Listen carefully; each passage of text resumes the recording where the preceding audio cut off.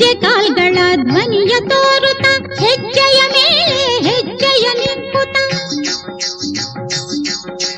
ಸಜ್ಜನ ಸಾಧು ಪೂಜೆಯ ವೇಳೆಗೆ ಮಜ್ಜಿಗೆಯೊಳಗಿನ ಬೆಣ್ಣೆಯಂತೆ ಭಾಗ್ಯದ ಲಕ್ಷ್ಮೀ ಬಾರಮ್ಮ ನಮ್ಮಮ್ಮ ನೀ ಸೌಭಾಗ್ಯದ ಲಕ್ಷ್ಮೀ ಬಾರಮ್ಮ.